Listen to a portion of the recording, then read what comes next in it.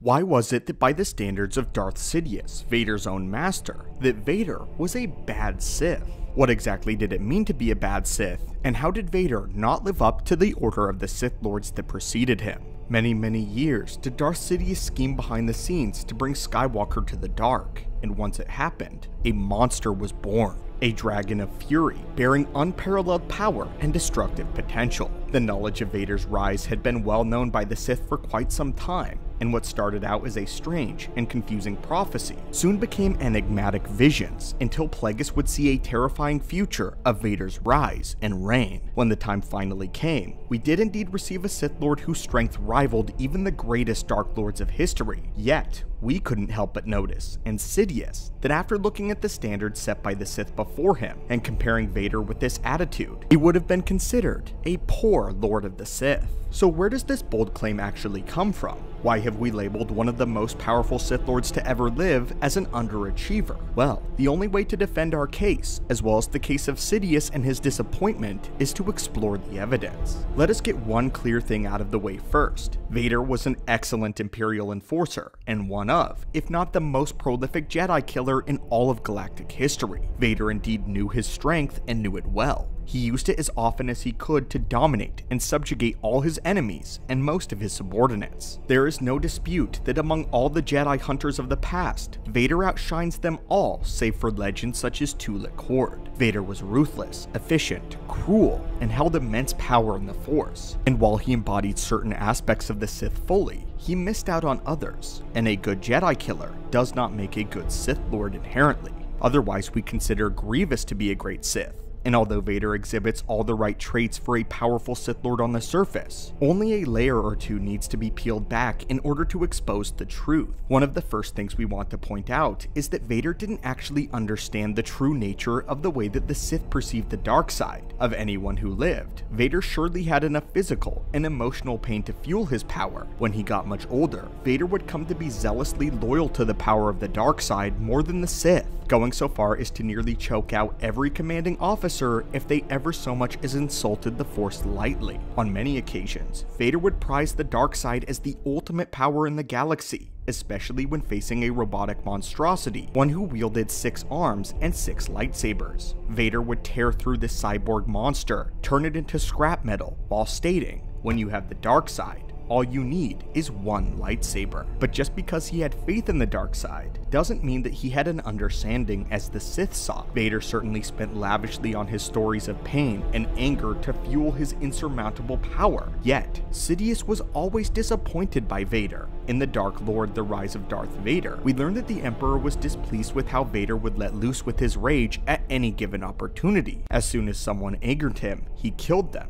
Many Imperial officers fell to the choking grasp of Vader's fist, or the burning blade of his lightsaber, due to the fact that Vader did not exercise any sense of self-control. Not because he was incapable of it, but because he actively chose not to. Anakin had been controlled his entire life, and Vader would not hesitate to release any of his emotion once he had ascended to a Dark Lord. This became a major irritation to Sidious. On a practical level, Vader was killing off officers faster than the Empire could replace them, but on a more pertinent level, Sidious believed Vader was being wasteful with his anger, and therefore his power. The Dark Lord explained to his apprentice like this: when he feels the anger towards the incompetence of subordinates, or feels rage from his past, he needs to internalize it, to store it, to build it up. Sidious taught Vader to harbor the hatred inside of him and keep it neatly contained so that one day it could fester, refine into a potent dark energy, essentially aging like a fine wine. This is how the Rule of Two were taught to harbor the dark side, and Vader was a product of the Rule of Two lineage. Sidious's power allowed him to knock 3 Jedi Council members off kilter after it had been stored and festered for so long. Sidious's power was measured, and he knew it. He was a true master of the dark side. These warnings, though, fell on deaf ears, as Vader didn't listen to his master whatsoever. He didn't want to be the perfect Sith.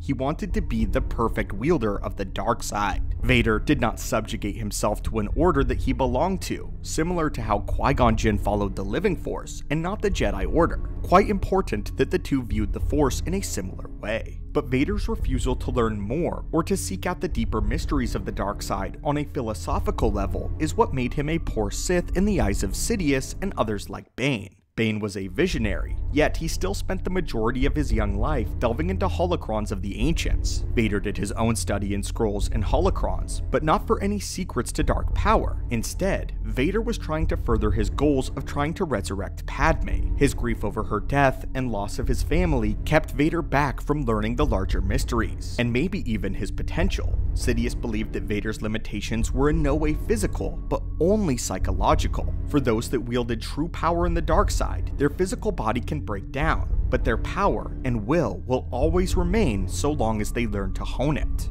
We can cite Sion for this. His body was little more than an undead husk, but through the power of the dark side, Darth Sion basically kept himself alive and immortal, though all of his injuries were fatal, living in constant agony, but living nonetheless. Sidious's lesson was that there was knowledge to be gained from the ancients. Several Sith Lords come to mind that Vader should have studied for insight, mainly Revan, Bane, and especially Darth Malgus. Vader and Malgus were so similar that it was as if time was rhyming itself when Vader was born. The Emperor realized this and gifted Vader the campaign journal of Darth Malgus, hoping that his apprentice would gain inspiration from it.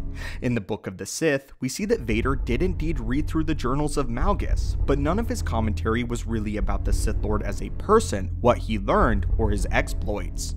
Vader instead made side comments about the military tactics that Malgus used, the ships they flew, and the war droids that they had. All comments that would have been made by Anakin Skywalker. The only thing that Vader paid attention to of Malgus was mention of his secret love, Elena. Vader comments that he tried to find more out about this secret love, but he could not find anything in Malgus's journal. The entire lesson of Malgus's journal flew right over Vader's head, as he entirely missed the point of Sidious's gift. This caused a great deal of tension between Sidious and Vader, as the Emperor wanted his student to invite in new rituals and the study of the dark side, discovering the powers of artifacts, and new and old secrets. But Vader didn't want to do this. He didn't want to invest into the Order of the Sith, only his own immediate power. Vader had no desire to build up the generation of the Rule of Two. He had no ambition besides what only he could achieve. Darth Vader actively resigned himself to a life of misery serving under Sidious because his master was all that he had left in the universe. After losing his wife, his family, and all his friends, everything that he once stood for, Vader openly admitted that all he had was the dark side, the Emperor, and Palpatine. It was only once Luke revealed himself that Vader believed that he could grow to be more, and I firmly believe had Vader and Luke overthrown Sidious, Vader would have taken a much deeper look into the Sith that came before him. But it stands before this that because of his great loss, Vader had no ambition to rule the galaxy for himself, and the only time he cares about the state of the galaxy, which is when it involved Luke, which is an echo of Anakin Skywalker.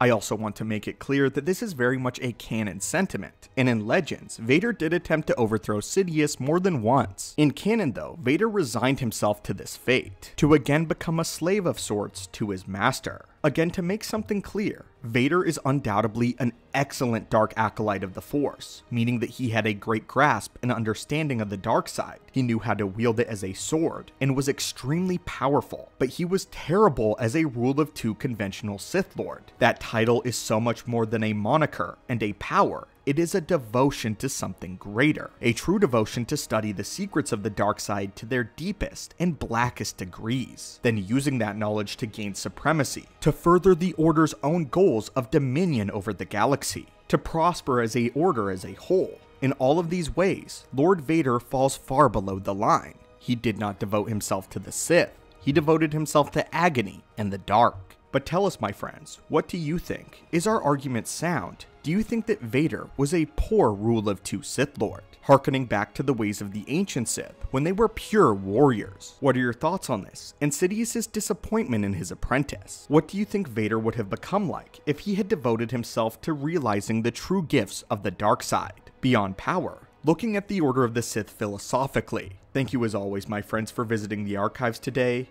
and may the Force be with you.